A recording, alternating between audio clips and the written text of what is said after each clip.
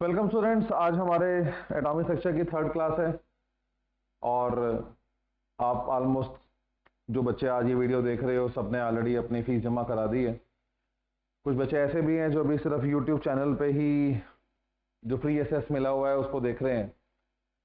तो मेरी आप लोगों को ये सजेशन है कि आप टू द अर्लीस्ट अपना एडमिशन कराओ, क्योंकि 11th में समय वेस्ट करने के लिए नहीं है।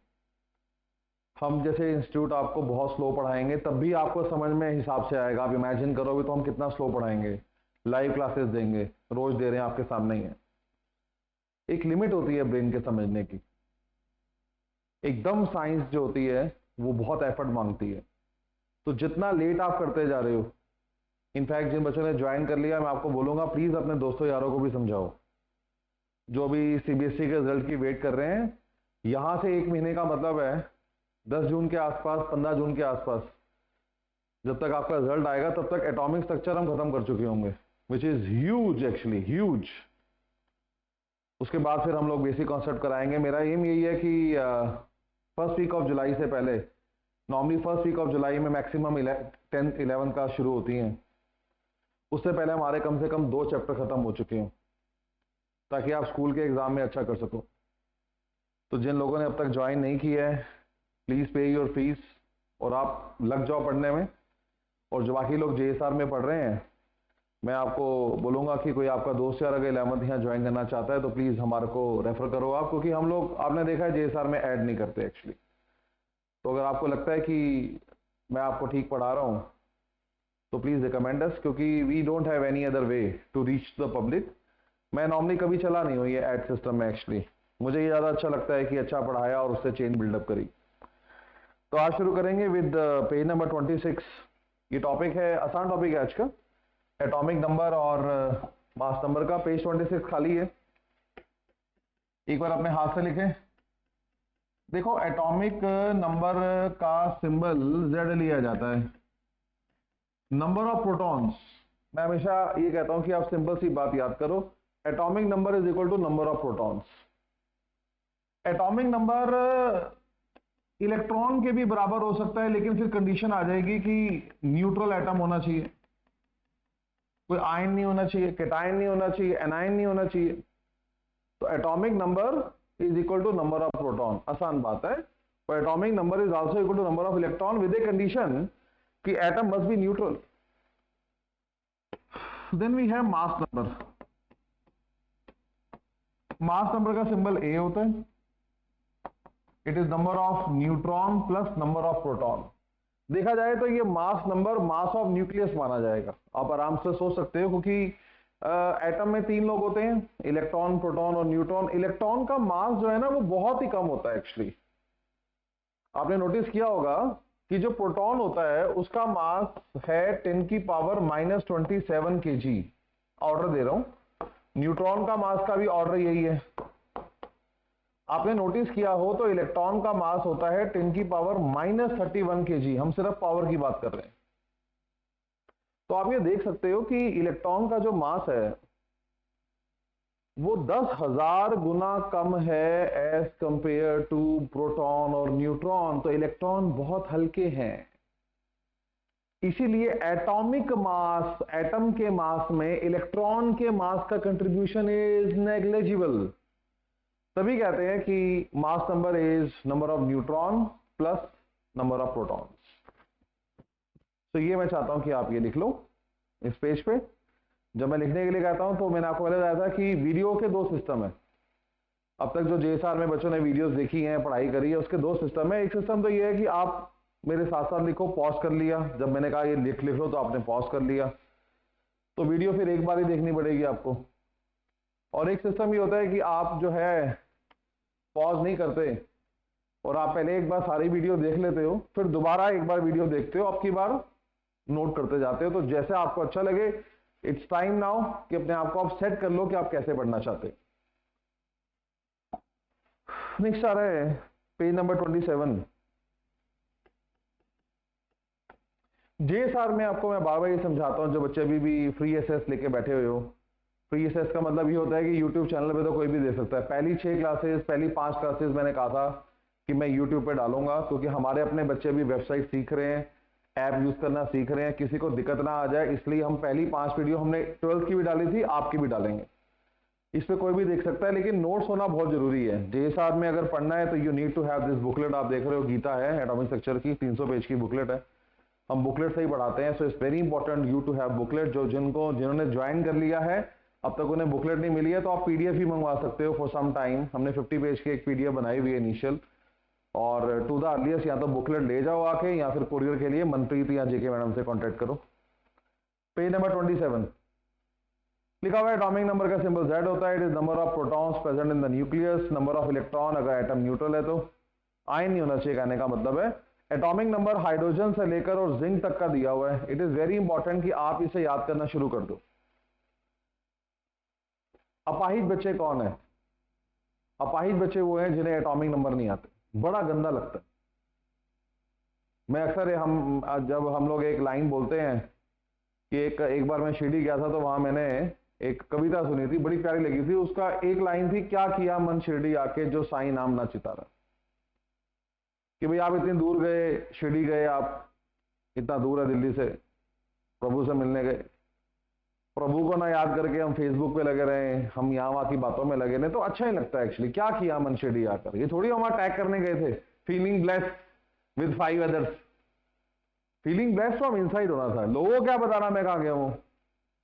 ऐसे ही साइंस लेके एटॉमिक नंबर नहीं आते, मतलब बेसिक सी लड़ाइयां अगर हम लड़ेंगे, आई कॉल इट गरीबी, तो आप कैसे सीख पाओगे साइंस? असंभव हो जाएगा। इसलिए एटॉमिक नंबर याद करना शुरू करो। कोई आपके घर नहीं आएगा, आपकी फाइट है।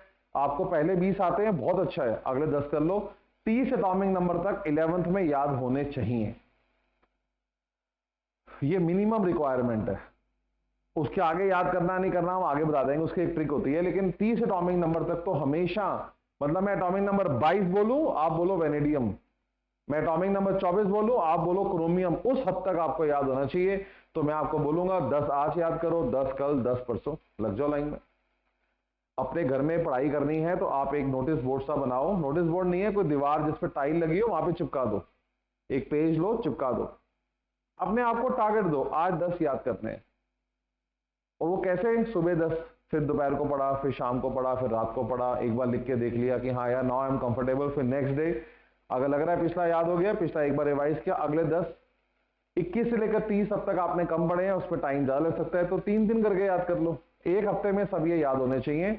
कभी भी एटॉमिक नंबर 30 तक आपको एटॉमिक नंबर किसी के भी दिए भी नहीं आएंगे। So hydrogen, helium, lithium, beryllium, boron, carbon, nitrogen, oxygen, fluorine, neon, sodium, magnesium, aluminium, silicon, phosphorus, sulphur, chlorine, argon, potassium, calcium, scandium, titanium, vanadium, chromium, manganese, iron, cobalt, nickel, copper और zinc. ये 30 atomic number है जो मैं चाहता हूं एक हफ्ता लगाओ, लेकिन याद करो। नेक्स्ट वी है mass number on page number 28। मैंने बता दिया आपको मास नंबर क्या होता है। Mass number basically means number of protons plus number of neutron in the nucleus. तो ये एक होल नंबर वैल्यू होती है, फ्रैक्शन में कभी नहीं होता मास नंबर। ये ध्यान लगाना बच्चों, एटॉमिक मास अलग चीज है। क्या? एटॉमिक मास अलग चीज है, मास नंबर अलग चीज है। एटॉमिक मास का ज्ञान आपको फर्स्ट चैप्टर जब हम कराएंगे बेसिक कॉन्सेप्ट ऑफ केमिस्ट्री, वहां पे हम आपको देंगे। अभी हमें इस जर्नी में एटॉमिक मासेस की कोई खास जरूरत नहीं है, इसलिए we are not teaching you right now atomic mass. आगे समय आएगा, एटॉमिक मास भी हम आपको सिखाएंगे। एटॉमिक मास के बारे में बता दूं, फ्रैक्शन में भी हो सकता है, लेकिन मास नंबर जिसे कहते हैं वो कभी फ्रैक्शन में नहीं होता। पढ़ें तो मास नंबर जो बेसिकली है वो एक होल नंबर है, और हम लोग ये रिकमेंड करते हैं कि हाइड्रोजन से लेकर कैल्शियम तक का मास नंबर आपको याद होना चाहिए। तो हाइड्रोजन का 1 है, हीलियम का 4 है एटॉमिक मास नंबर, लिथियम का 7 है, beryllium 9, boron 11, carbon 12, nitrogen 14, oxygen 16, fluorine 19 है, नियॉन 20 है। ऐसे ही सोडियम से लेकर कैल्शियम के मास नंबर दे रखे हैं। मास नंबर प्रायोरिटी नहीं है, मैं आपको स्पष्ट कर दूं, atomic number is absolutely necessary, mass number priority नहीं है। याद हो जाएंगे, आगे भी हो जाएंगे, हमें कोई जल्दी नहीं है। आगे बढ़े। Then we have page number 29, demo class में भी मैंने सिखाया था आपको ये। पेज 29 पे 4 टर्म्स आ रही हैं। पहला है isotopes.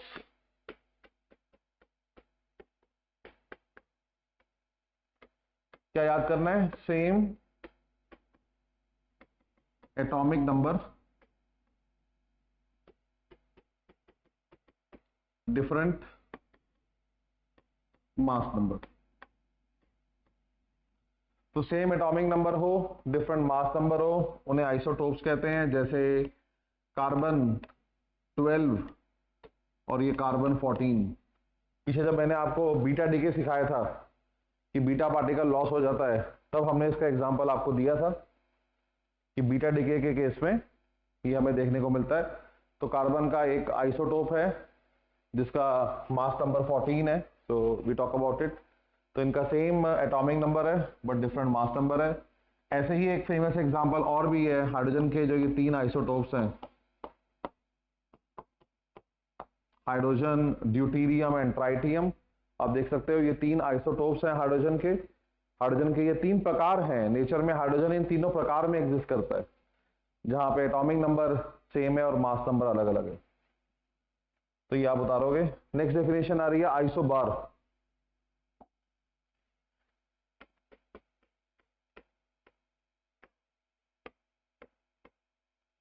Same mass number, different atomic number. तो एटॉमिक नंबर अलग हो लेकिन मास नंबर सेम हो तो उन्हें आइसोबार्स कहते हैं। जैसे आप ये एग्जांपल ले सकते हो। अब देखो कार्बन का मास नंबर 14 है और यहाँ पे नाइट्रोजन का भी मास नंबर 14 है, हालांकि इनके एटॉमिक नंबर अलग हैं। So you can take this as example. तो ये आइसोबार हो गया। Then we have isotones.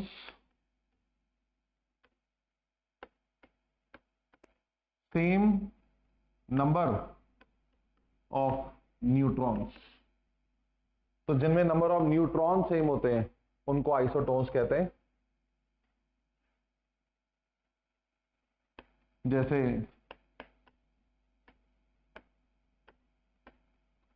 आपको पता है carbon 14 is a very famous example. तभी मैं जगह जगह दे रहा हूं कि 1-2 एग्जांपल याद कर लिए और जिनसे सारे काम चल जाते हैं। आपको पता है अगर न्यूट्रॉन निकालना हो तो उसका फॉर्मूला होता है mass number minus atomic number. तो कार्बन का मास नंबर यहाँ पे 14 है, एटॉमिक नंबर 6 है, तो नंबर ऑफ न्यूट्रॉन 8 आ गए। यहाँ पे कार्बन का ऑक्सीजन का मास नंबर 16 है, एटॉमिक नंबर 8 है, तो यहाँ पे भी 8 आंसर आ गया। So number of neutrons are same in both the cases actually. तो ऐसे स्पीसीज जिनमें नंबर ऑफ न्यूट्रॉन सेम होते हैं they are basically called as isotones.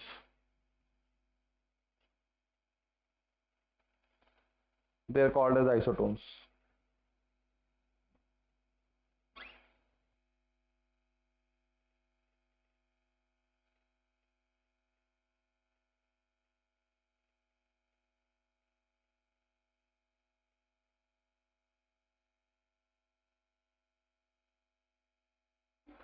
So जो नेक्स्ट टर्म आ रही है वो है आइसो इलेक्ट्रॉनिक। आइसो इलेक्ट्रॉनिक ऐसी स्पीसीज होती हैं जिनमें नंबर ऑफ इलेक्ट्रॉन सेम होते हैं।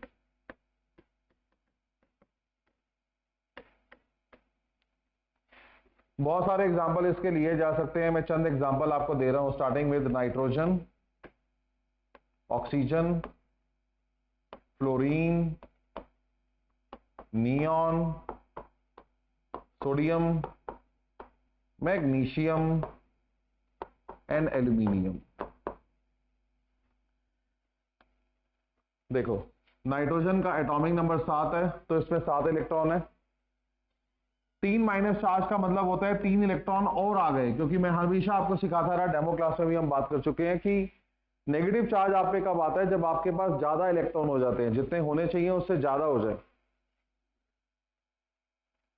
कभी भी अगर आपको इलेक्ट्रॉन काउंट करने हैं तो बहुत आसान है, सिर्फ एटॉमिक नंबर लिखो।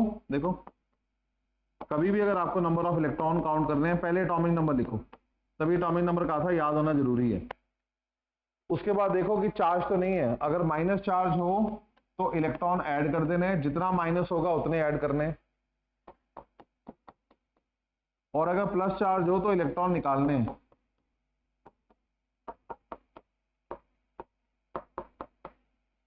प्लस चार्ज हो तो इलेक्ट्रॉन निकालने। तो अगर एक पॉजिटिव चार्ज है इसका मतलब एक इलेक्ट्रॉन चला गया, जितने होने चाहिए उसमें से एक निकाल दो। अगर दो पॉजिटिव चार्ज है दो निकाल दो, तीन है तो तीन निकाल दो। तो isoelectronic species, same atomic number, same number of electrons. Next आ रहा है इसके अंदर एक बहुत ही फेमस क्वेश्चन है एनसीईआरटी, अगर आप पढ़ोगे तो एनसीईआरटी में लाइन भी दे रखी है, पेज नंबर 30 आ रहा है मेरी बुकलेट का, कि why isotopes have same chemical property but different physical property. पहले आंसर लिख देते हैं फिर एक्सप्लेनेशन दे देता हूं। तो chemical properties depend upon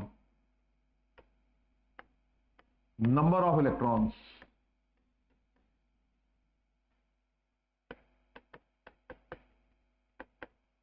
which are same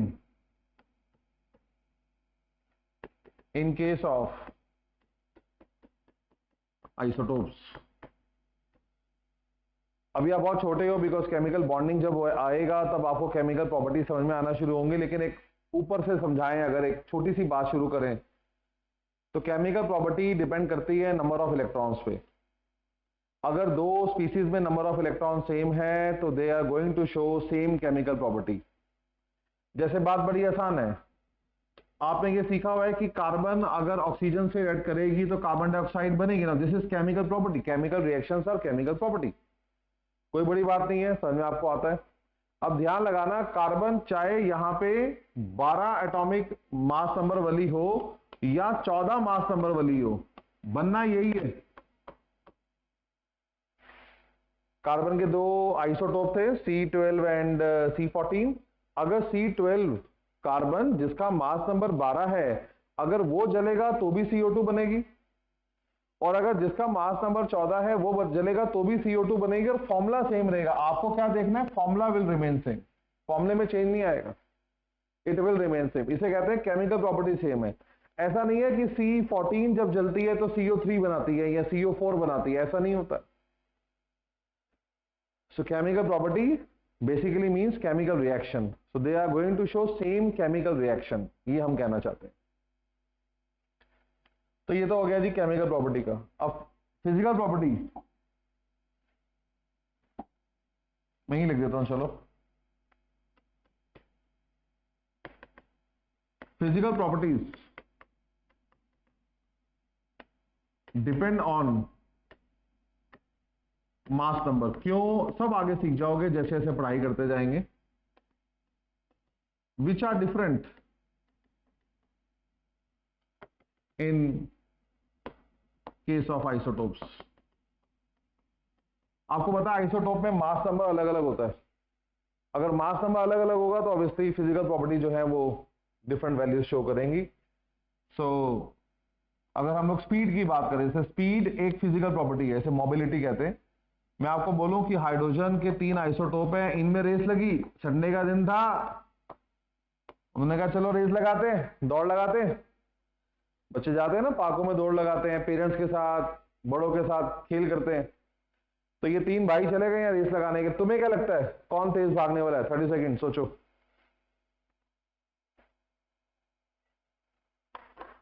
इनमें से कौन तेज भागने वाला है?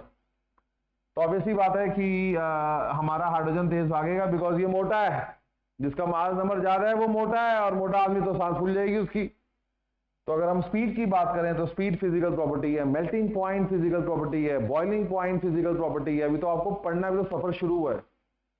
तो एक होती है chemical property like reactions, bonding, आप बॉन्ड बनाते हो, आप कंपाउंड बनाते हो, जैसे ये कंपाउंड बने, ये रिएक्शन हुए। एक होता है फिजिकल प्रॉपर्टी जैसे melting point, boiling point, mobility, all these things. ये सब डिपेंड करते हैं मास नंबर पे, कैसे क्यों, सब आगे अपने आप आता चला जाएगा जैसे जैसे आपका ज्ञान बढ़ेगा, जैसे जैसे नॉलेज प्रवाह करेगी। नेक्स्ट है पेज नंबर 31। जितना आपने सीखा उस पर कुछ एनसीईआरटी क्वेश्चन, ऑल्दो ये डेमो क्लासेस में कवर थे, लेकिन मैंने आपको पहले भी कहा था I don't like demo classes. वहाँ पे हमें अलग हिसाब से पढ़ाना पड़ता है। अब जब आपने प्रॉपर ज्वाइन कर लेते हो तो हम एक प्रॉपर तरीके से पढ़ा सकते हैं, एक सीक्वेंस में पढ़ा सकते हैं, बिकॉज आपको पता है जेएसआर की सीक्वेंस एनसीईआरटी बेस्ड है।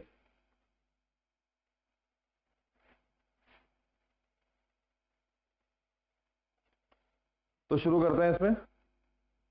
How many neutrons and protons are present in the following nuclei. तो हमें प्रोटॉन बताने हैं और न्यूट्रॉन बताने हैं। याद रखो न्यूट्रॉन निकालने का तरीका होता है mass number minus atomic number, और प्रोटॉन जो होता है वो मास नंबर एटॉमिक नंबर के ही बराबर होता है, ये आपको पता ही है। तो मेरी पहली स्पीसीज है C613, पहले लिख लेते हैं। दूसरी है O816, magnesium 1224, iron 2656 and strontium. आपको किसी के सिंबल ना पता हो गूगल पे टाइप करो, मसला हल नहीं होता। मुझसे जब मैं लाइव क्लास में आता हूं, मैं डेली लाइव क्लास में आता हूं, 10 बजे 11 का टाइम सेट किया हमने लाइव क्लास का, तो आप मुझसे उसमें पूछ सकते हो। तो शुरू करते हैं। कार्बन। कार्बन में एटॉमिक नंबर आपको पता है, हमेशा जब भी कोई एलिमेंट रिप्रेजेंट किया जाता है, याद करो, जब भी कोई एलिमेंट रिप्रेजेंट करते हैं तो एटॉमिक नंबर हमेशा नीचे लिखते हैं और मास नंबर ऊपर लिखते हैं। तो जो एटॉमिक नंबर है वही नंबर ऑफ प्रोटॉन है। तो आप देख सकते हो कि इन case of carbon number of proton is 6, in case of oxygen number of proton is 8, in case of magnesium number of proton is 12, in case of iron, हमेशा नाम बोलो, मैंने अभी एक वर्ड यूज किया अपाहिज, ये हमारे केमिस्ट्री के बच्चे जो CO2 बोलते हैं, इट्स नॉट गुड एक्चुअली, ये अच्छी चीज नहीं है। कार्बन डाइऑक्साइड बोलो। केमिस्ट्री पढ़ना चाहते हो 11वीं 12वीं में, जेई में नीट के सपने देखते हो, और हमारे 12th वाले भी यही करते हैं, कोई नाम नहीं बोलते। Fe+O2 Fe2O3 कुछ नहीं बोलेंगे। आयरन, ऑक्सीजन, फेरिक ऑक्साइड, नाम बोलने की कोशिश करो, ना आते हो मुझसे पूछो। तो ये आयरन है, इसका एटॉमिक नंबर 26 हो गया, और ये स्ट्रॉन्शियम है, इसका एटॉमिक नंबर 38 हो गया। स्ट्रॉन्शियम। बच्चा कहता साहब मुझे कैसे पता लगेगा कि ये स्ट्रॉन्शियम है? अबे लग जाएगा बे, शांति कर, लग जाएगा। पढ़ाई शुरू हुई है अभी, सारा कुछ एक दिन में नहीं आएगा, लेकिन ज्ञान ऐसे ही बढ़ता है, बातचीत से ज्ञान बढ़ता है।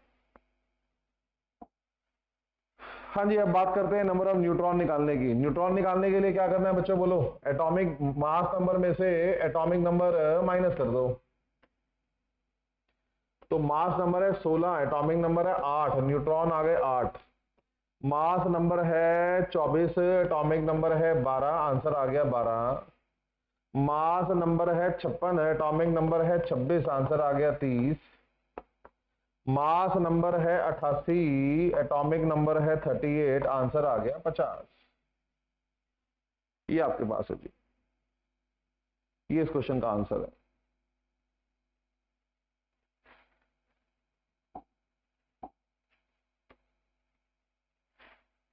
This is how we can move next. तो इसका आंसर आप बता रहे हैं। इसी पेज पे अगला क्वेश्चन आ रहा है।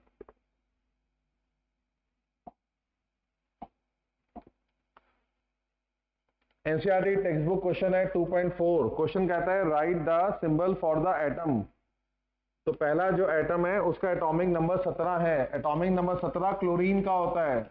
बच्चा सर मुझे तो नहीं पता ये क्लोरीन है, लग जाएगा। लिस्ट दी है ना आज, नहीं दी क्या? 30 एटॉमिक नंबर तक लिस्ट दे दी गई है, याद करो, धीरे धीरे याद करो। जितना ज्यादा एटॉमिक नंबर याद करोगे उतना तुम्हें कॉन्फिडेंस पैदा होगा, केमिस्ट्री तभी आएगी जब बेसिक स्ट्रांग होगा। और मास नंबर है इसका 35। फोकस दैट कि जब भी कभी कोई एलिमेंट रिप्रेजेंट किया जाता है तो एटॉमिक नंबर यहाँ पे और मास नंबर यहाँ पे लिखा जाता है, आपको पता ही है बात ये। सेकंड पार्ट है इस क्वेश्चन का, atomic number 92 is a very famous element uranium. बच्चा कहता है सर मुझे तो नहीं पता ये फेमस है। अब पता लगा ले, कोई नहीं, रेडियो एक्टिव होता है यार, यूरेनियम है, रेडियो एक्टिव होता है, बिजली बनाने के काम आता है न्यूक्लियर रिएक्टर में। एटॉमिक नंबर 4 होता है बेरिलियम का, मास नंबर 9 है। एटॉमिक नंबर धीरे धीरे याद होंगे, तभी तो कह रहा हूं आज शुरू तो करो, आज से शुरुआत तो करो। नेक्स्ट नेक्स्ट आ रहा है पेज नंबर 32।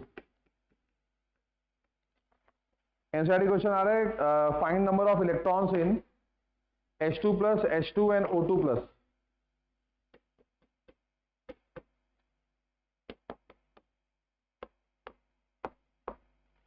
इन तीन लोगों में मुझे नंबर ऑफ इलेक्ट्रॉन निकालने हैं, तो मेरी नीति अभी भी वही है, कभी भी आपको नंबर ऑफ इलेक्ट्रॉन निकालने हैं तो पहला काम क्या करो, सिर्फ एटॉमिक नंबर लिखो।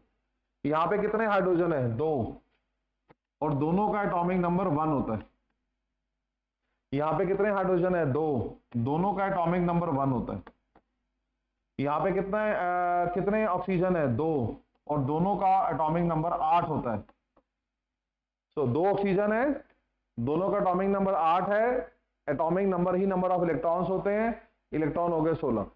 प्लस चार्ज का क्या मतलब होता है, प्लस चार्ज का मतलब होता है एक इलेक्ट्रॉन चला गया।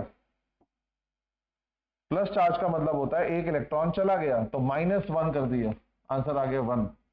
इस पे कोई चार्ज नहीं है, सो ना मुझे यहां पे कुछ ऐड करना था, ना मुझे यहां पे सब्ट्रैक्ट करना है, सीधा मेरा आंसर आ गया इक्वल टू 2।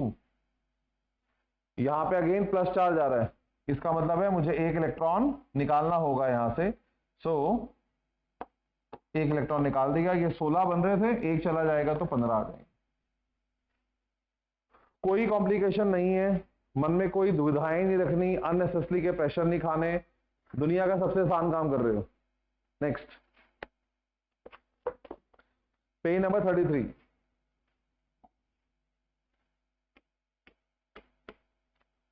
पेज 33 पे क्वेश्चन आ रहा है, एनसीईआरटी क्वेश्चन है 2.41। वो कह रहा है ब्रोमीन के 4 सिंबल रिप्रेजेंटेशन आपको दे रखे हैं। वो कहता है अगर आप Br35 79 या Br79 लिखते हो तो चलेगा, लेकिन अगर आप Br79 35 और Br35 जैसे लिखा हुआ है वैसे करोगे तो नहीं चलेगा। मैं इसको ये समझाता हूं, कोई कंफ्यूज होने वाला मैटर नहीं है। यहां पे 4 सिंबल ब्रोमीन के दे रखे हैं, कौन से सही है कौन से गलत है और क्यों। पहली बात, सिंबल जब भी कभी लिखते हैं आपको पता है कि एटॉमिक नंबर नीचे और मास नंबर ऊपर लिखा जाता है, keep that in the mind. So first लिखा हुआ है उसने Br ब्रोमीन को अगर आप 35 79 की फॉर्म में लिखोगे तो बिल्कुल सही है। सो this is absolutely correct because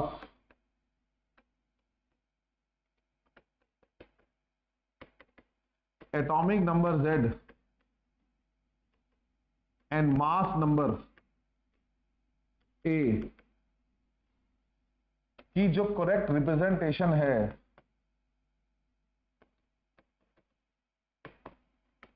वो ऐसे ही होती है।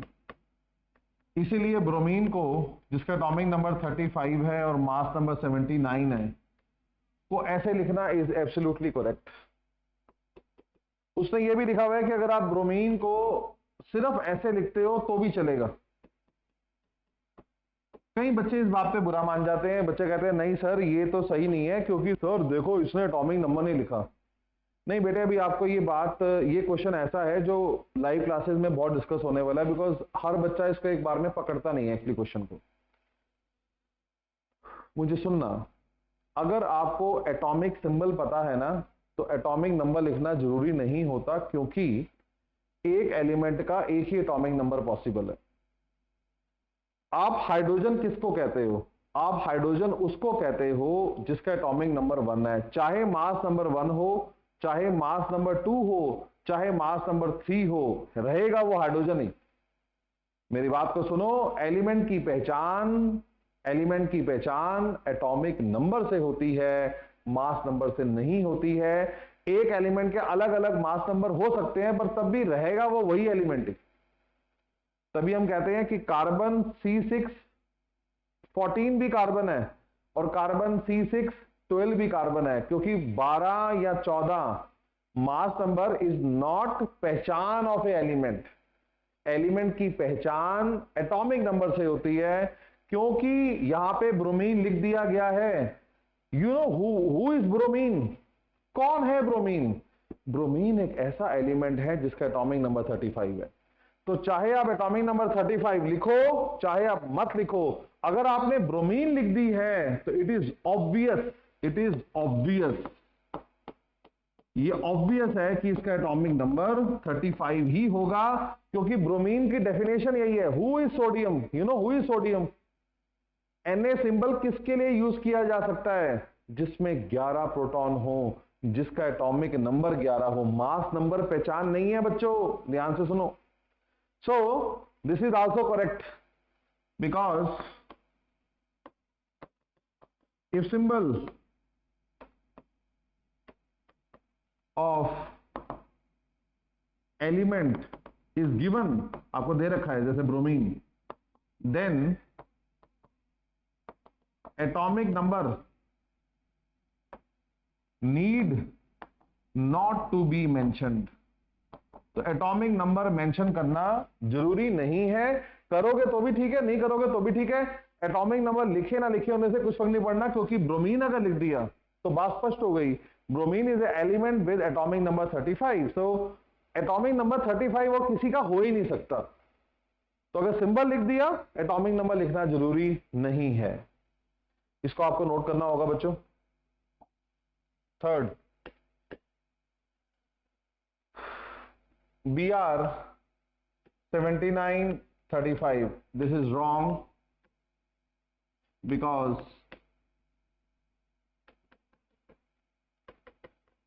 atomic number is always written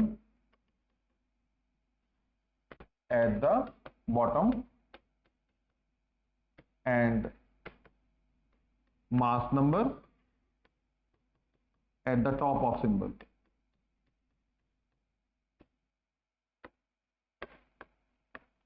आपको पता है कि एटॉमिक नंबर जो है वो हमेशा बॉटम में और मास नंबर हमेशा टॉप पे लिखते हैं। सो इसमें गलत लिखा हुआ है। इसका जो करेक्ट रिप्रेजेंटेशन था उसमें एटॉमिक नंबर नीचे आना चाहिए था और मास नंबर ऊपर आना चाहिए था। जो this was the correct way of writing it actually. So this is the wrong way of representation. ऐसे लिखना गलत है, मास नंबर नीचे लिखना गलत है, उसको ऊपर लिखा जाता है। एंड वो कहता है कि Br35, this is also wrong. इसके दो रीजन है। रीजन वन, ये रॉन्ग क्यों है? पहली बात तो atomic number should be written at the bottom। तो पहली बात तो ये नीचे लिखा होना चाहिए था, इसका मतलब ऐसे। प्लीज अंडरस्टैंड, अभी भी काम पूरा नहीं हुआ। अगर आप ब्रोमीन का सिंबल लिख रहे हो और एटॉमिक नंबर लिखते हो, मास नंबर नहीं लिखते हो, तो वो गलत माना जाएगा, क्योंकि ब्रोमीन बहुत अलग अलग आइसोटोप की फॉर्म में एग्जिस्ट करती है। अगर आपने सिंबल लिख दिया तो एटॉमिक नंबर लिखना तो जरूरी नहीं है, लेकिन मास नंबर लिखना बहुत जरूरी है, क्योंकि एक ही एलिमेंट आइसोटोप्स की फॉर्म में एग्जिस्ट करता है, जिस कारण से हमें पता होना चाहिए कि आप किसके बारे में बात कर रहे हो। यही मेरा रीजन 2 है। It is important to mention mass number in symbol. ये सिंबल में लिखना जरूरी है। It is important to mention mass number in symbol, without it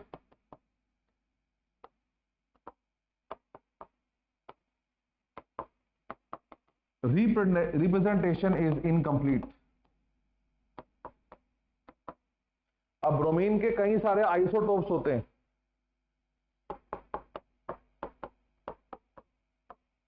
bromine atomic number 81 भी होती है, ब्रोमीन एटॉमिक नंबर 80 भी होती है, bromine atomic number 70 mass number 70 भी होती है, 79 भी होती है। तो ब्रोमीन के 3 आइसोटोप्स आते हैं, 79, 80, 81। तो अगर आप सिर्फ Br35 लिखोगे तो फिर मुझे कैसे पता लगेगा कि तुम 79 के बारे में बात कर रहा है या 80 के बारे में बात कर रहा है या 81 के बारे में बात कर रहा है? बात समझ में आती है? क्योंकि एक एलिमेंट बहुत सारे आइसोटोप्स की फॉर्म में एग्जिस्ट करते हैं, इसलिए पता नहीं लग पाएगा, एलिमेंट की पहचान पूरी तरीके से नहीं हो पाएगी। इसका मतलब आपने ये सीखा कि अगर एटॉमिक नंबर लिखना है तो नीचे लिखो, मास नंबर के बिना कोई भी सिंबल पूरा नहीं माना जाएगा। मास नंबर लिखना जरूरी है। एटॉमिक नंबर नहीं भी लिखोगे तो चल सकता है अगर सिंबल लिखा हुआ है तो, लेकिन मास नंबर के बिना काम नहीं होगा, क्योंकि ऐसे में पहचान ही नहीं पाऊंगा कि ये ब्रोमीन कौन सी है, ये 79 वाली है या 80 वाली है या 81 वाली है। ये हम नहीं पहचान पाएंगे बिना इसके। नेक्स्ट क्वेश्चन देखो सर, अगले 3 क्वेश्चन आ रहे हैं इज लेवल अप। ये तीनों क्वेश्चन केमिस्ट्री और मैथ्स का मिक्स है। ये 3 क्वेश्चन कम से कम 3-3 बार आपको रफ रजिस्टर में लिख रहे हैं। पहली बात तो आज हम एनसीईआरटी क्वेश्चन बहुत सारे कर रहे हैं। एनसीईआरटी रजिस्टर आप सबको बनाना है। हर एक इंस्टीट्यूट का अपना एक मंत्रा होता है सक्सेस का। जेएसआर में जो हमारा मंत्रा चल रहा है 23 सालों से, वो है रजिस्टर बनाओ एनसीईआरटी का। ना सिर्फ आप देख रहे हो जेएसआर के नोट्स एनसीईआरटी के हिसाब से अलाइन करें ताकि आप एनसीईआरटी लैंग्वेज पढ़ सको, और लाइव क्लासेस में आके हम डिस्कस भी कर रहे हैं एनसीईआरटी की लैंग्वेज। बल्कि एनसीईआरटी एक एक क्वेश्चन क्लास में कराया जाता है, समझाया जाता है। मैं सिर्फ आपसे ये चाहता हूं कि आप एक रजिस्टर बनाओ, we call it NCERT register. एक क्लास में जितने एनसीईआरटी क्वेश्चंस कवर होते हैं, बाकी क्वेश्चन आप अपने आप रफ रजिस्टर में प्रैक्टिस करो, जो मर्जी करो। एक क्लास में जितने एनसीईआरटी क्वेश्चंस कवर होते हैं उनको आप एक अलग रजिस्टर में उतारो। रेड पेन से क्वेश्चन लिखो, ब्लू पेन से आंसर लिखो, खुला खुला काम करो। एक पेज पे हो सके तो एक क्वेश्चन करो। न्यूमेरिकल अगर आते हैं तो आमने सामने वाले पेज पे होना चाहिए, पीछे आगे और पीछे पेज पे नहीं होना चाहिए, ताकि मैं जब देखूं तो एक बार में मैं उसको सोल्यूशन देके आगे बढ़ूं। आपके स्कूल एग्जाम से पहले 5-5, 10-10 बार, और फाइनल एग्जाम से पहले 25-30 बार आपको वो रजिस्टर रिवाइज करना है। इसे रिवीजन साइकिल कहते हैं। जो बच्चे कामयाब होते हैं, जिनको चीजें याद रहती हैं, वो उस रजिस्टर को बार बार पढ़ते हैं। मेरे नोट्स भी पढ़ने जरूरी हैं, ये तो गीता है, हर बार गीता पढ़ नहीं पाएगा ना। तो रजिस्टर एनसीईआरटी का हेल्प करता है शॉर्ट रिवीजन में। बोर्ड में स्कूल एग्जाम में 11th के 85 से लेकर 95% क्वेश्चन, न्यूमेरिकल की वैल्यू भी चेंज नहीं होती, एज इट इज एनसीईआरटी से दिए जाते हैं। इसलिए एनसीईआरटी की महिमा महान। खासकर आप में से जो एवरेज बच्चे हो, जिन्होंने बहुत अच्छी कभी पढ़ाई करी नहीं है, this is your beginning step. NCERT question एक एक आपको याद होना चाहिए, और बहुत मुश्किल क्वेश्चन आने वाले हैं। कई क्वेश्चन 10-10 बार लिख के याद होंगे, नहीं लिखोगे तो नहीं याद होंगे। ये 3 न्यूमेरिकल थोड़े टफ हैं because of their language. You need some more experience. बार बार लिखोगे, डिबेट करोगे, लाइव क्लासेस में भी आओगे, मैं भी दोबारा भी कराता हूं। आपको बताइए, जो भी हम करा रहे हैं लाइव क्लास में रिपीट होता है एक्चुअली। तो फिर एक मौका मिलेगा सीखने का, फिर आप डिबेट करोगे, बाकी बच्चे सवाल पूछेंगे, तो you have lot of opportunity. पर लेकिन at the end of the day कुछ चीजें ना आपकी अपनी लड़ाई होती हैं। मैं कई बार कहता हूं, अगर आपको बुखार हो गया है और आपका बुखार नहीं उतर रहा है, अब वो आपकी लड़ाई बन गया। आप प्रभु के आगे दुआ करो, आप प्रभु के आगे अरदास करो। माँ बाप की अरदास, भाई बहनों की अरदास पर डिपेंडेंट मत रहो। यात्री अपने सामान का खुद जिम्मेवार है, समझो। You are responsible for your act. आप खुद हो अपने आप में प्रभु, आपके अंदर खुद प्रभु बैठे हैं। अपने आप को जगाओ। वो कहते हैं ना, हनुमान जी अपनी शक्तियां भूल गए थे, अपनी शक्तियों को याद करो। तुम्हारे में भी भगवान है, उस भगवान को जागृत करो। इसी प्रकार तुम्हारे में ज्ञान है, उस ज्ञान को जीतो, पहचानो। कुछ लड़ाइयां तुम्हारी हैं। लैंग्वेज नहीं पढ़ना आता, पहले कम पढ़ा है, लैंग्वेज पढ़ने बच्चे अटकते हैं। इतना क्यों बोल रहा हूं कि 3 क्वेश्चन स्पेशल है, स्कूल में आने ही आने हैं। So let's start debate on it, let's do it. एक बार नहीं याद होते बच्चों को दिक्कत आती है लैंग्वेज में, लिख लिख के याद करो, और इतनी प्रैक्टिस करो कि आंसर भी याद हो जाए। Starting with page number 34। Page 34 पे पहला क्वेश्चन आ रहा है, an ion with mass number 37। एक आयन है, उसका मास नंबर 37 है। मैं एक सिंबल बना रहा हूं, देखो कुछ नहीं कर रहा, सिंबल बना रहा हूं। एक आयन है, उसका मास नंबर 37 है। It possesses 1 unit of negative charge. इस पे एक नेगेटिव चार्ज भी है। एक आयन है जिसका मास नंबर 37 है और एक माइनस चार्ज है। लिखा हुआ है ion contain 11.1% more neutron than electron. तो ये मैथ्स की लाइन है, find the symbol of the ion. तो मैं ये बोल रहा हूं आपको, ये मैं सिंबल मान रहा हूं, late number of neutron in this atom is n, in this ion is n. Let number of proton is equal to p. इस पे जो प्रोटॉन है उनकी संख्या अगर p है तो टुकड़ों में करते हैं। तो पहली बात तो हो गई number of neutron plus proton is equal to 37। ये क्यों लिखा है? क्योंकि मास नंबर दिया हुआ है आपको 37। आपको पता है मास नंबर क्या होता है बच्चों? Number of neutron plus number of proton. यहां तक सीखो, 30 सेकंड का ब्रेक एंजॉय करो। जो यहां तक लिखा है क्या समझ में आता है? जो यहां पे लिखा है फर्स्ट पॉइंट, मतलब मैं 3 पॉइंट में कराऊंगा इसको। आप मुझे जब लाइव क्लास में भी आओगे तो मुझे बताना कौन सा पॉइंट आपको समझ में नहीं आता। सेकेंड चीज, उसने बोला है कि इसमें नंबर ऑफ न्यूट्रॉन कितने हैं, electron. So let number of electron in ion, ये आयन है जी आपका, इज इक्वल टू ई।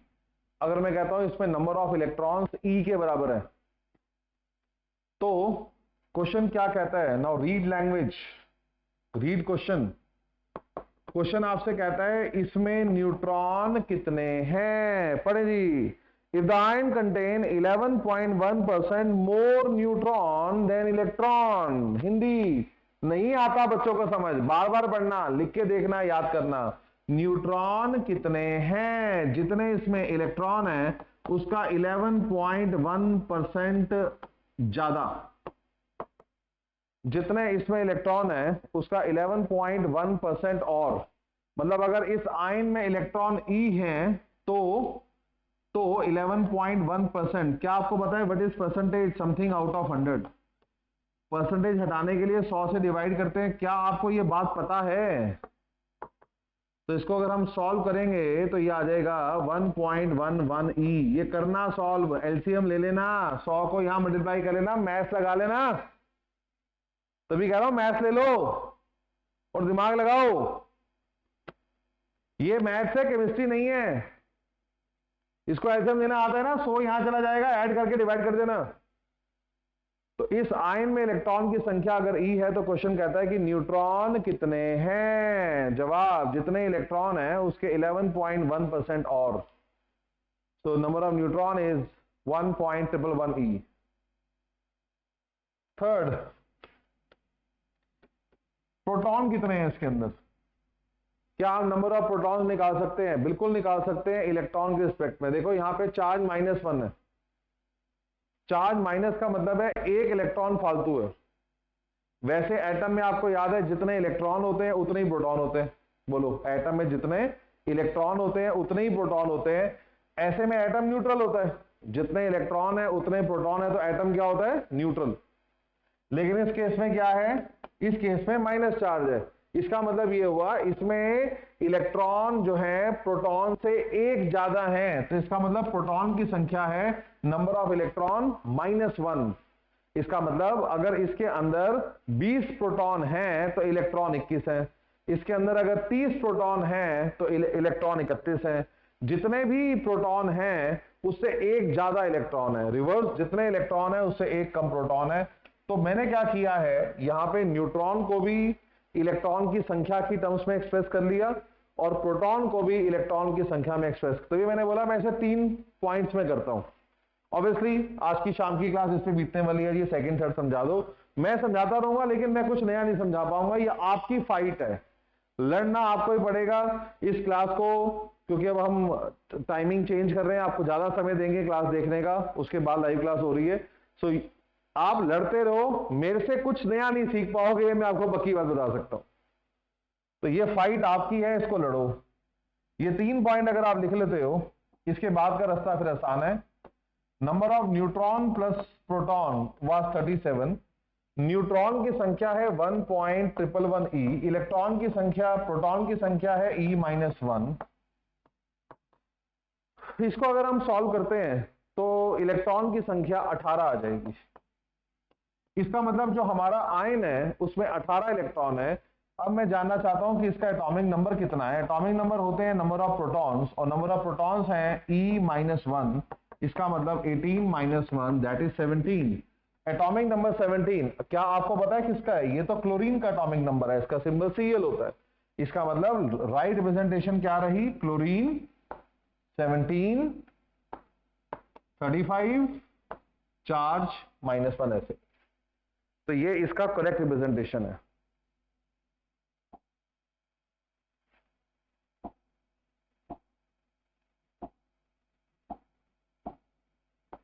37। ये है जी इसका करेक्ट आंसर। 3 पॉइंट्स में चलना है। प्रोटॉन की संख्या n है, न्यूट्रॉन की संख्या n है, प्रोटॉन की संख्या p है, न्यूट्रॉन प्लस प्रोटॉन 37 है। क्योंकि ये आयन है तो मैंने बोला इस आयन में नंबर ऑफ इलेक्ट्रॉन अगर e मान लेता हूं तो क्वेश्चन कह रहा है कि नंबर ऑफ न्यूट्रॉन कितने हैं, जितने इलेक्ट्रॉन है उसके 11.1% मोर।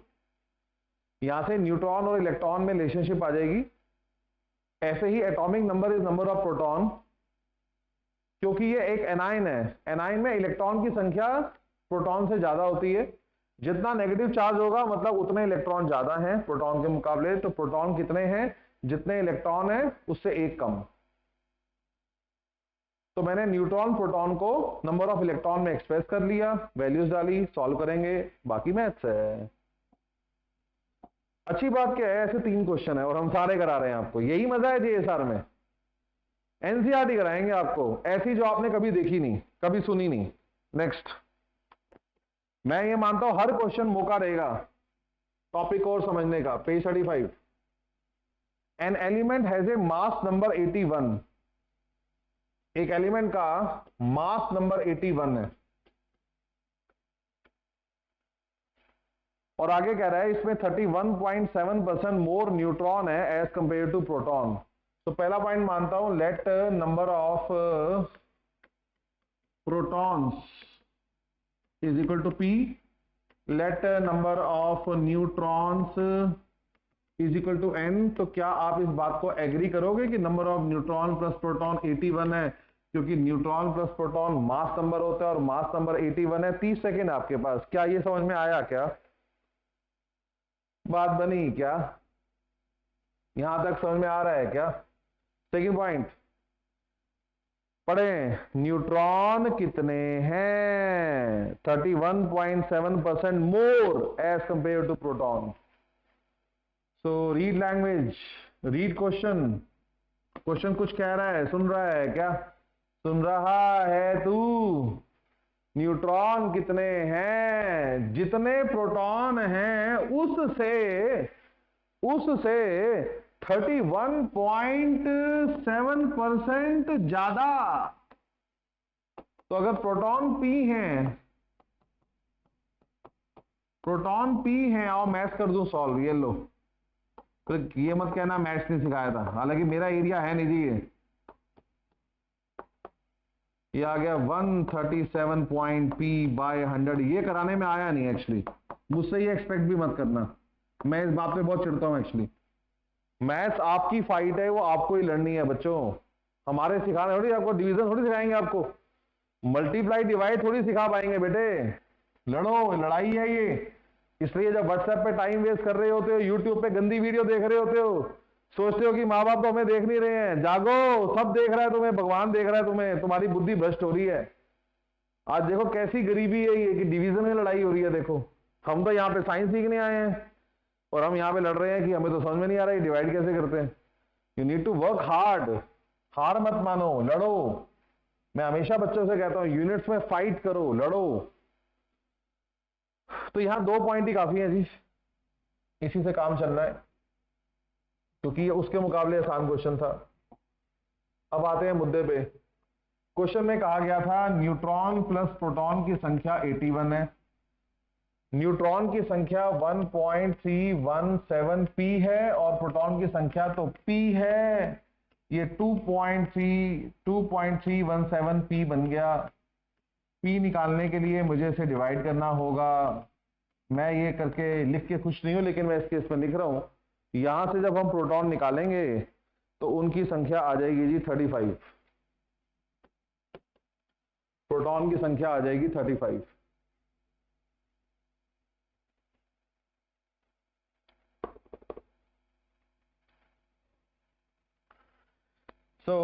इसका मतलब ये हुआ कि एटॉमिक नंबर 35 है, प्रोटॉन 35 है, इसका मतलब एटॉमिक नंबर 35 है। अभी आपको नहीं पता लेकिन ये एक्सपीरियंस है, एटॉमिक नंबर 35 ब्रोमीन का होता है, पीछे भी आया था। यहां से करेक्ट सिंबल आ गया इसका bromine 3571। This sorry 81, this is the right way of writing.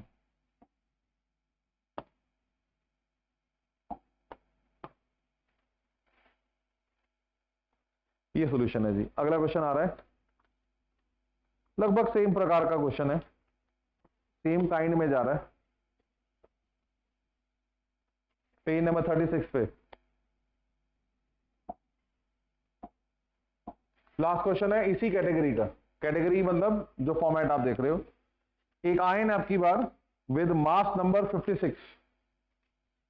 एक आयन है हमारे पास, उसका मास नंबर 56 है and 3 unit of positive charge, उस पर 3 पॉजिटिव चार्ज है। हमारा काम सेम शुरू होता है, let number of proton is equal to P, let number of neutrons is equal to n, so number of neutron plus proton is equal to the mass number which is 56। क्या ये समझ में आया क्या? सोचो, यहां तक समझ में आता है क्या?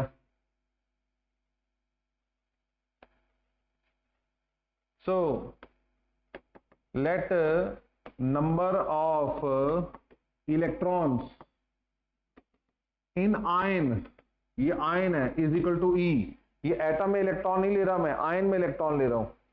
देन नंबर ऑफ प्रोटॉन्स कितने होंगे बता सकते हो क्या? देखो इस आयन पे 3 पॉजिटिव चार्ज है, इसका मतलब 3 इलेक्ट्रॉन जा चुके हैं। इसका मतलब जब ये एटम पैदा हुआ था इसमें जितने इलेक्ट्रॉन थे उतने प्रोटॉन थे। आज इसमें 3 इलेक्ट्रॉन कम है, तो प्रोटॉन प्रोटॉन कितने हैं? तो जवाब है जितने इलेक्ट्रॉन हैं उससे 3 ज्यादा हैं। मजा आने वाला है रात को, आधे बच्चे अटकेंगे इसमें। हाँ जी, इस पे 3 पॉजिटिव चार्ज है, इसका मतलब 3 इलेक्ट्रॉन कम है। आयन में इलेक्ट्रॉन कम है, प्रोटॉन ज्यादा है। 3 प्लस का मतलब है ये 3 इलेक्ट्रॉन कम है, मतलब ऑटोमेटिकली इसमें 3 प्रोटॉन ज्यादा है इलेक्ट्रॉन के मुकाबले। तो प्रोटॉन कितने हैं? जितने इलेक्ट्रॉन है उससे 3 ज्यादा। And then read question, the third line, the third important thing जो अब आप हर क्वेश्चन में पढ़ रहे हो। हाँ जी, इसमें न्यूट्रॉन कितने हैं? 30.4% न्यूट्रॉन है जी। न्यूट्रॉन कितने हैं? जितने इलेक्ट्रॉन हैं उससे 30.4% ज्यादा।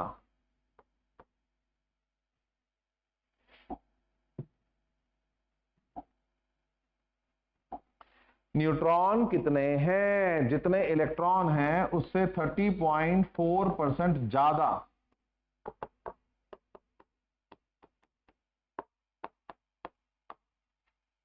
घबराना नहीं है, लड़ना है, सीखना है, मेहनत करनी है।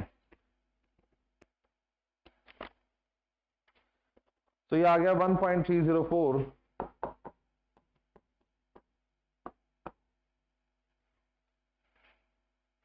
अब हम ये क्वेश्चन सॉल्व कर सकते हैं।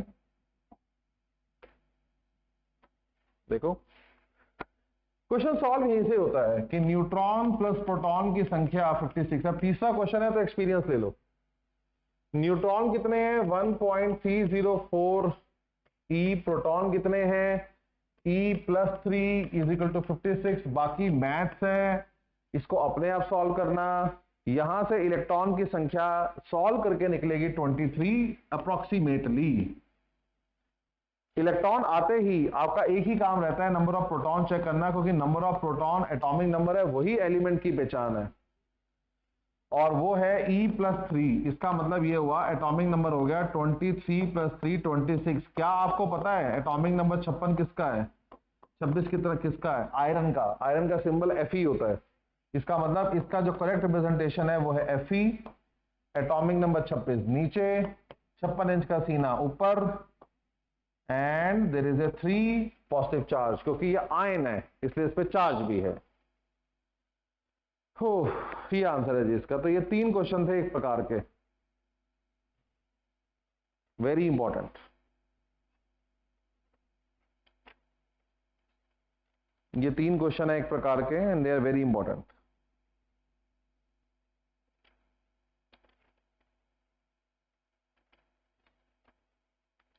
नेक्स्ट आ रहा है common units and conversion factor.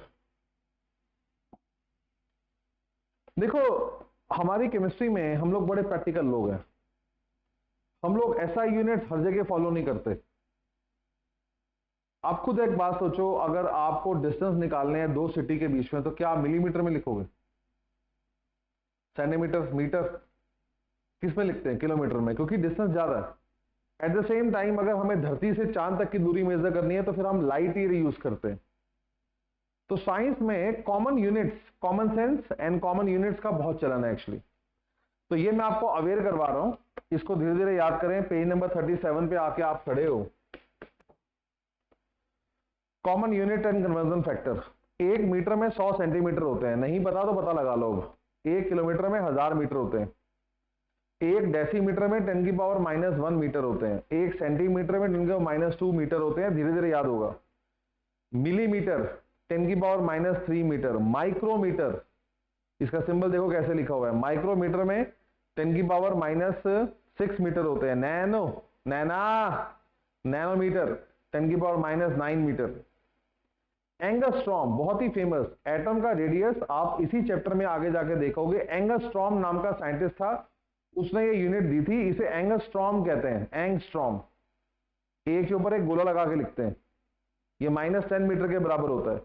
Picometre 10⁻12 metre, picometre कहते हैं इसको। और एक होता है फर्मी 10⁻15 मीटर। तो ये कुछ कॉमन यूनिट्स हैं। मैं ये नहीं कह रहा आज आप सारी याद करो, लेकिन नजर में रखो, ये भी अपने घर में चिपका दो। इसी चैप्टर में बहुत काम आएगा। बहुत सारे न्यूमेरिकल्स आएंगे जिनमें हम ये यूज करने वाले हैं। तो ऐसा नहीं है कि आज पढ़ा कभी आगे नहीं आएंगे, रोज यूज होंगे, डेली। ये कुछ कन्वर्जन फैक्टर मैंने आपको बताए। शुरू करेंगे with some very easy question. ये 3 क्वेश्चन है एक प्रकार के, जो बहुत ही आसान है। स्टार्टिंग में पेज नंबर 39। ये सॉल्व क्वेश्चन है, ये सॉल्व क्वेश्चन है, मतलब मैंने इसका आंसर दिया हुआ है वहां पे। Diameter of zinc atom is 2.6 angstrom. Calculate the radius of zinc atom in picometre. तो आपको क्वेश्चन में कह रखा है कि डायमीटर आपको दिया हुआ है एटम का 2.6 एंगस्ट्रॉम। आपको पता है कि एटम लगभग सर्कुलर शेप में माना जाता है, वैसे स्फेयर होता है। डायमीटर शब्द तो आपको पता ही है, ऐसे डायमीटर कहते हैं। और आपको पता है कि ये रेडियस होता है। आपको ये भी मालूम है कि diameter is equal to twice of radius. ये मुझे बताने की जरूरत नहीं है, यू नो दैट एक्चुअली। तो आपको डायमीटर गिवन था 2.6 एंगस्ट्रॉम। आपसे कहा गया भाई रेडियस निकाल दो।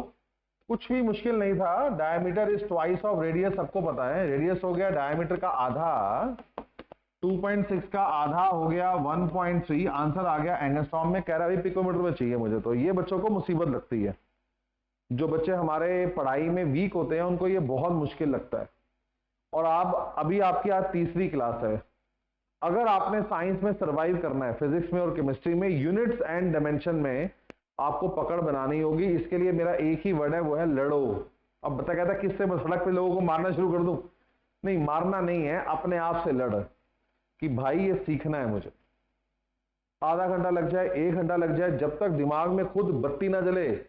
एक हेल्प दे सकता हूं, मेंटोस की गोली खा के काम कर लो, शायद दिमाग की बत्ती जल जाए। तो ये आपको लड़ना है। क्या लड़ना है मुझे कि यार ये एंगस्ट्रॉम को पिकोमीटर में चेंज कैसे करते हैं यार। एंगस्ट्रॉम को पिकोमीटर में चेंज कैसे करूं? तो मैं आपको भी दे रहा हूं बड़ा इजी लंबा रास्ता, लंबा रास्ता लेकिन इजी।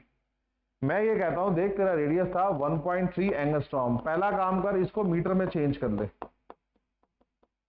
एक एंगस्ट्रॉम में 10⁻10 मीटर होते हैं। तो एंगस्ट्रॉम हटा, उसकी जगह मल्टीप्लाई कर दे 10⁻10। तो ये आपका एंगस्ट्रॉम मीटर में कन्वर्ट हो गया। अब याद कर, एक पिकोमीटर में कितने मीटर होते हैं? 10⁻12 मीटर होते हैं। अब आप क्या कह सकते हो? अब आप कह सकते हो 1.3 10 की पावर, अब आप कह सकते हो 10⁻12 मीटर में अगर एक पिकोमीटर होते हैं तो 1.3 10⁻10 मीटर में ऐसे कितने पिकोमीटर होंगे? डिवाइड करना सीखो, मल्टीप्लाई करना सीखो, अपाहिज नहीं बनना है। देखो,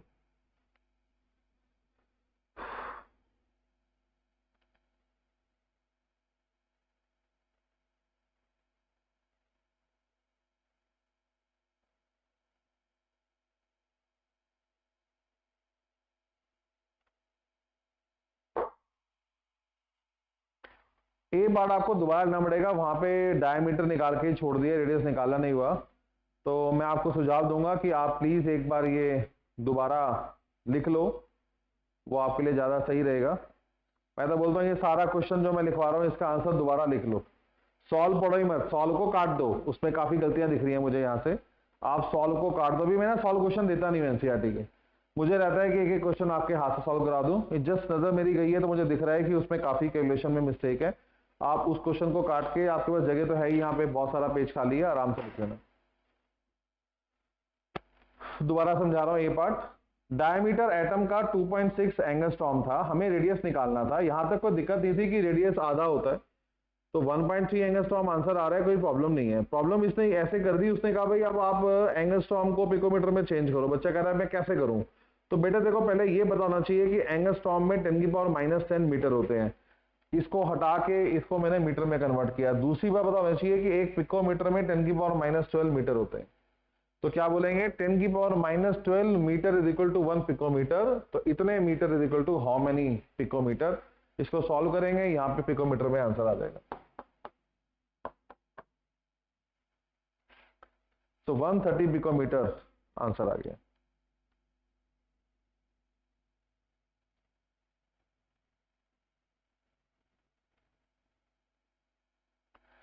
ठीक है जी, सेकेंड पार्ट आ रहा है क्वेश्चन का, B part. Number of atom present in the length of 1.6 centimetre if zinc atom is arrange side by side. इस क्वेश्चन का सेकेंड पार्ट आपको ये कहता है कि हमारे पास एक लेंथ है हमारे पास ऑफ 1.6 सेंटीमीटर। हमारे पास 1.6 सेंटीमीटर की एक लेंथ है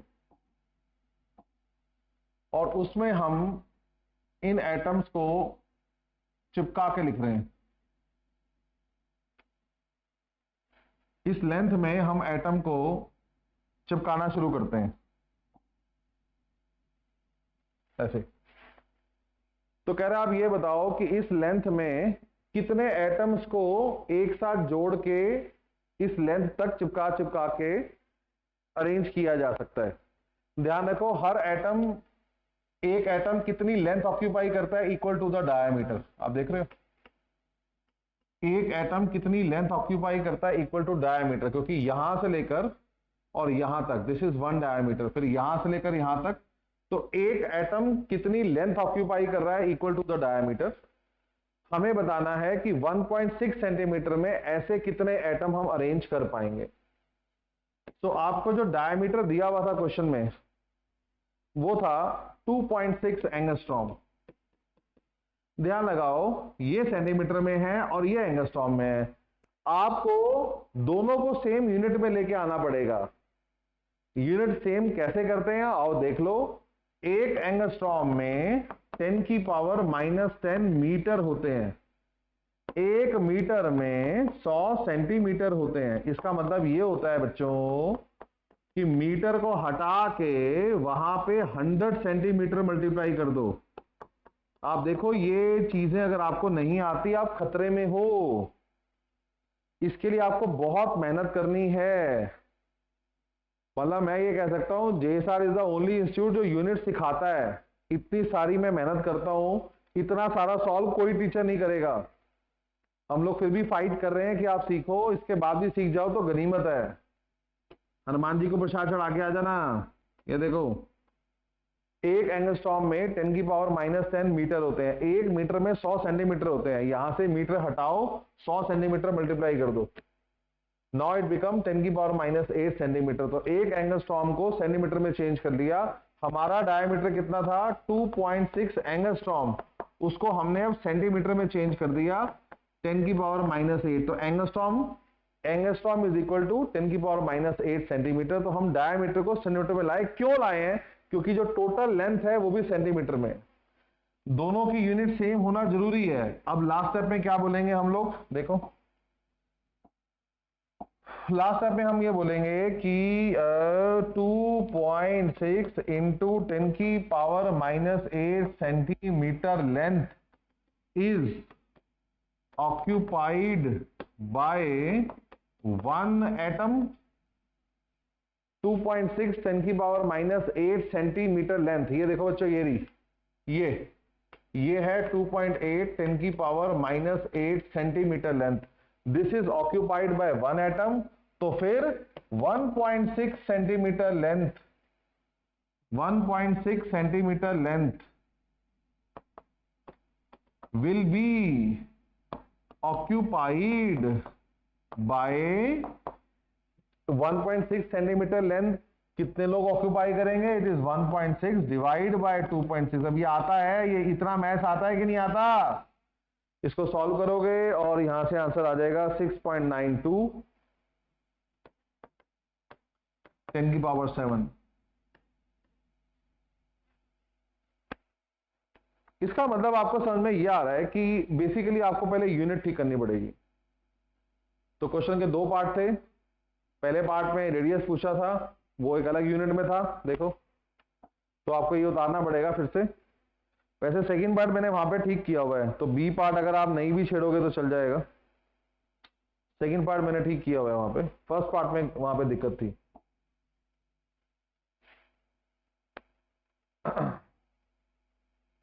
नेक्स्ट क्वेश्चन आ रहा है जी, बहुत आसान क्वेश्चन है अगर मैथ्स आता हो तो। लड़ाई सिर्फ मैं, आप देख रहे हो इसमें केमिस्ट्री की तो बात ही नहीं है, तो इस क्वेश्चन में केमिस्ट्री से कोई मतलब नहीं है। ये क्वेश्चन प्योरली, ये दो क्वेश्चन आ रहे हैं और बैक टू बैक, ये प्योरली इसी बेसिस पे है, मैथ्स पे, ताकि आपकी यूनिट ठीक हो। सारे एनसीईआरटी क्वेश्चन है। पहला अगला क्वेश्चन आ रहा है, question number 2.35 NCERT. If the diameter of carbon atom is 0.15 nanometer, calculate the number of carbon atom in 20 centimeter length. Diagram view करोगे, हम इसमें एटम चिपका रहे हैं, चिपका के लिख रहे हैं। हम जानना चाहते हैं अभी कितने एटम अरेंज हो जाएंगे अगर हमारे पास जो टोटल लेंथ है वो 20 सेंटीमीटर है। This is the diameter of each atom. So what is the diameter?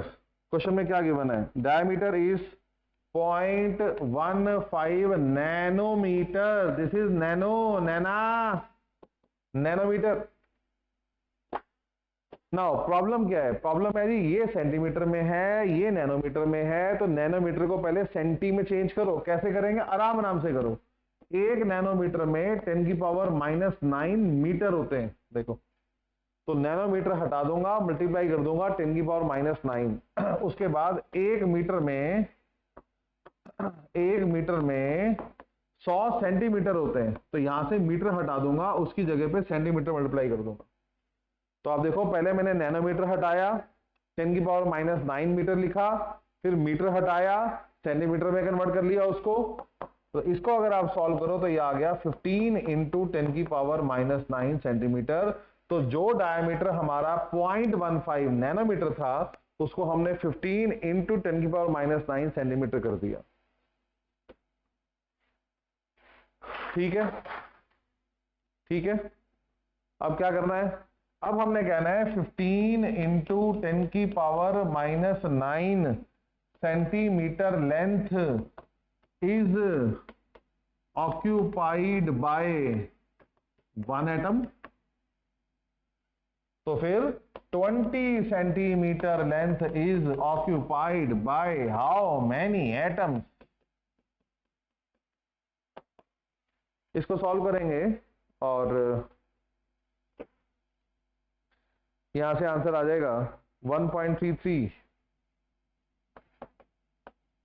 10 की पावर 9। इसे करने का एक और तरीका है, अगर आपको ये अच्छा लगता है तो मुझे कोई दिक्कत नहीं है। एक और तरीका है इसे करने का, ये वाला पार्ट सिर्फ, वैसे ये बच्चों को आसान लगता है क्योंकि एक लेंथ में अगर इतने, तो इतने लेंथ में कितने, ये आप करते आ रहे हो, लेकिन बता रहा हूं। देखो, एक एटम ना डी लेंथ घेर रहा है। हम लोग कहते हैं ऐसे n नंबर ऑफ एटम होंगे जो यहां पे अरेंज हो जाएंगे। हम ये कहते हैं कि इस 20 सेंटीमीटर लेंथ में ऐसे कितने एटम अरेंज हो जाएंगे। तो एक फॉर्मूला होता है n into D is equal to L. क्या आप ये समझ सकते हो? टोटल L इज क्या है? Total length. This is the total length. D क्या है? Length occupied by one atom. n क्या है? Total number of atom. तो अगर आपको ये फॉर्मूला कैची लगता है, आपको ये अच्छा लगता है, वी हैव नो प्रॉब्लम। तो आपको नंबर ऑफ एटम निकालने थे। एक एटम कितनी लेंथ ऑक्यूपाई करता है सेंटीमीटर में? एक एटम कितनी लेंथ ऑक्यूपाई करता है सेंटीमीटर में? इट इज 15 इंटू 10 की पावर -9 और टोटल लेंथ कितनी है? 20 सेंटीमीटर। यहां से सॉल्व करेंगे, देखो वही आ जाएगा वापस। मेरा काम है आपको बताना कि कई बच्चों को ये कैची लगता है। अगर आपको अच्छा लग रहा है तो आप ये फॉर्मूला याद कर सकते हो, ऐसे भी एग्जाम में करके आ सकते हो।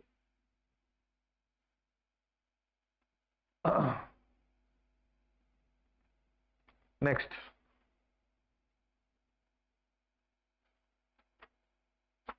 लास्ट क्वेश्चन है जी आज के लिए। आज यहीं तक कराएंगे आपको।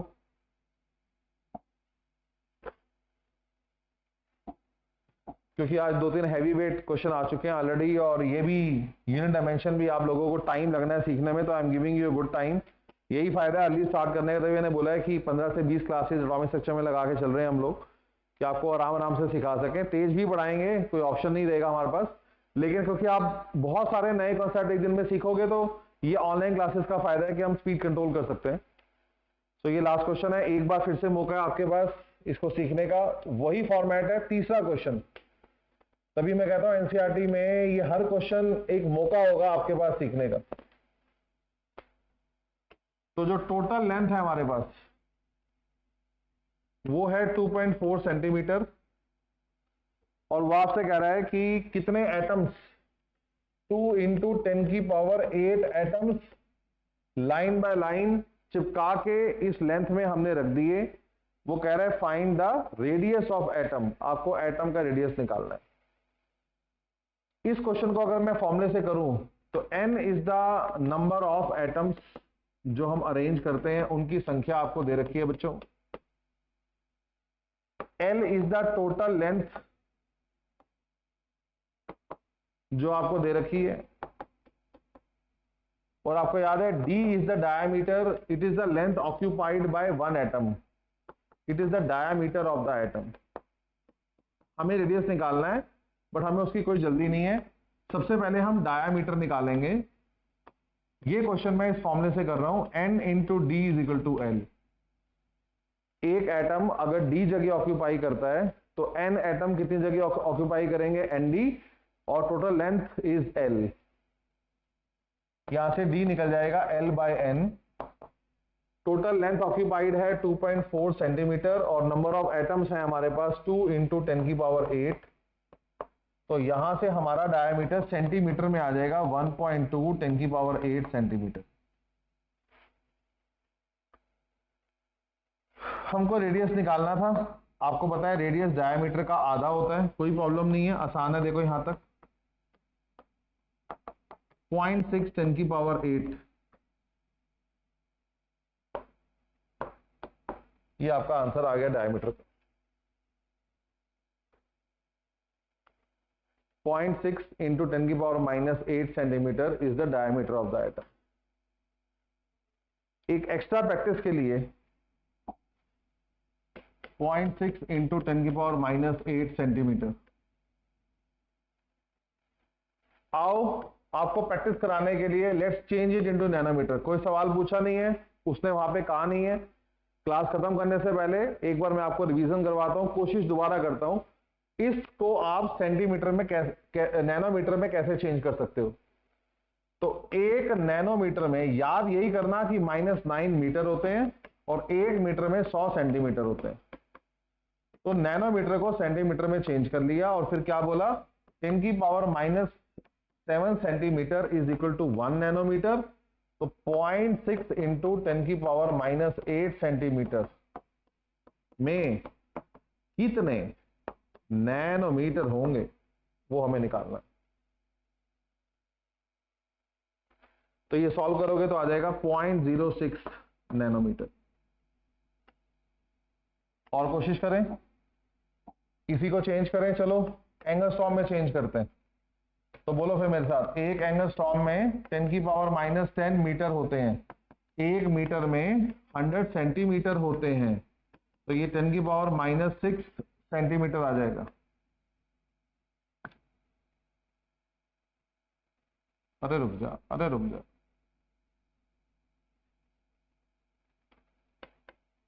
-10 मीटर होते हैं, 1 मीटर में 100 सेंटीमीटर होते हैं, तो ये -8 सेंटीमीटर आ गया।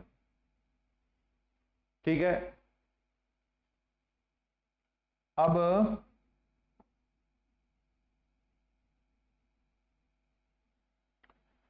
टेन की power -8 centimetre is equal to 1 angstrom. तो फिर 0.6 10 की पावर -8 सेंटीमीटर में ऐसे कितने एंगस्ट्रॉम होंगे, ये निकल जाएगा। और देखो ये आंसर आ गया 0.6 एंगस्ट्रॉम।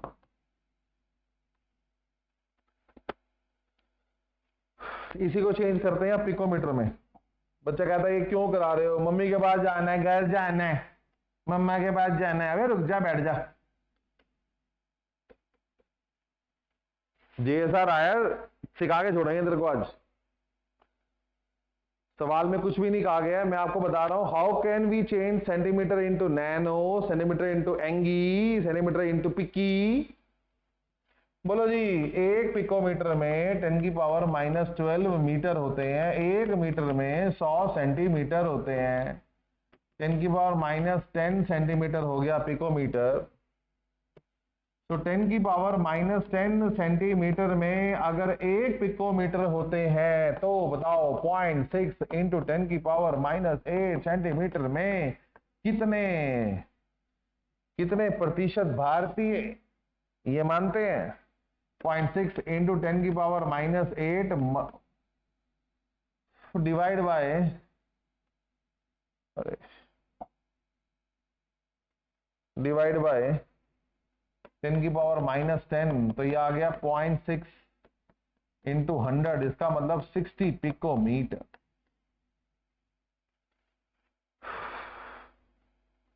तो जो लेंथ हमने निकाली थी इन सेंटीमीटर, मैंने आपको उसको नैनोमीटर में, एंगस्ट्रॉम में और पिकोमीटर में चेंज करके दिखाया है। ये अगर आप अच्छे से प्रैक्टिस करोगे तो ब्रह्म ज्ञान को प्राप्त करोगे, मोक्ष को प्राप्त करोगे। तो वेरी इंपॉर्टेंट, डरना नहीं है, डरना नहीं है, लेकिन हमें प्रैक्टिस करनी है। यूनिट्स, डायमेंशन, हर चीज में आपको खास ध्यान लगाना है। एक दिन में किसी को नहीं आती, लेकिन आपने लड़ते रहना है, समझते रहना है। मैं भी जब लाइव क्लासेस लूंगा इस हफ्ते में जितनी भी, उन सब में मैं आपको इस प्रकार के कन्वर्जन फैक्टर वाले क्वेश्चन करवाता रहूंगा, ताकि आपकी धीरे धीरे मेमोरी बन जाए। तो यहां तक जो एनसीईआरटी क्वेश्चन थे आज के हमने कवर किए। अगली क्लास में मैं इसके आगे मूव करूंगा। बच्चों की रिक्वेस्ट आई थी कि आप टाइमिंग चेंज करो क्लासेस के, तो मैंने एक नया फॉर्मेट बनाया है। वो फॉर्मेट आपको मैं समझा देता हूँ कि क्या ना हो जाए। फॉर्मेट ये रहेगा कि अब जो आपकी क्लासेस हैं, हमने क्लासेस देनी है मंडे, ट्यूसडे, वेडनेसडे, थर्सडे। तो अब प्लान ये बनाया है कि हम लोग मंडे की जो क्लास है वो हम, मतलब जो क्लासेस हैं हम एक दिन पहले अपलोड करेंगे। आपको इसका बड़ा फायदा पहुंचेगा। जैसे मान लो हम टाइम रख लेते हैं कि 8 बजे का शाम का, तो आप ये लेके चलो कि हम लोग 8 बजे क्लास अपलोड किया करेंगे। तो मंडे वाली क्लास एक रात पहले संडे को ही आ जाएगी। अब फायदा क्या होगा, संडे 8 बजे आपके पास क्लास आ गई है, आप आराम से उसको देखो, you can watch the class. और उसके बाद मंडे को जब मैं आऊंगा लाइव, तो आप मुझे इस क्लास की प्रॉब्लम आराम से पूछ सकते हो। इसका एडवांटेज क्या है, तो रात मिल गई आपको देखने के लिए। कई बच्चे अर्ली मॉर्निंग सुबह उठ के देख लेते हैं 4-5 बजे, तो उनको भी आसानी होगी। ऐसी जो ट्यूसडे वाली क्लास है वो मंडे को डल जाएगी 8 बजे। तो इस प्रकार के हम एक साइकिल मेंटेन करेंगे, जिससे आप आराम से चल सकते हो और मूव कर सकते हो। तो फिलहाल 8 बजे का सोच रहे हैं, यहाँ इसको 11 बजे कर देते हैं और कंफर्टेबल हो जाएगा कि ठीक है। चलो मैं आपसे आज लाइव में पूछ लेता हूँ, आज जब मैं लाइव आऊंगा तो क्या क्या टाइम रखना है। इसमें बस ये कंफ्यूज नहीं होना बात को लेके। ये क्यों किया जा रहा है, क्योंकि आपका ही फीडबैक था कि मॉर्निंग में डालो। मैं कहता हूँ मॉर्निंग में भी नहीं डाल के एक रात पहले डाल देते हैं, इससे वो रात आपको मिल गई। कुछ बच्चे तो रात को फ्री होते हैं, आराम से देख लेंगे, कुछ अर्ली मॉर्निंग फ्री होते हैं, वो देख लेंगे। और मैं लाइव आऊंगा फिर मंडे को 10 बजे रात को, तो तब तक आपके पास सफिशिएंट टाइम मिल गया क्लास देखने का, तो हर बच्चा आराम से फिर क्लास समझ सकता है और डिबेट कर सकता है। बाकी हम लाइव में चर्चा कर ही लेंगे आज जब लाइव आऊंगा मैं आपको। इतना काफी है आज के लिए। Okay bye.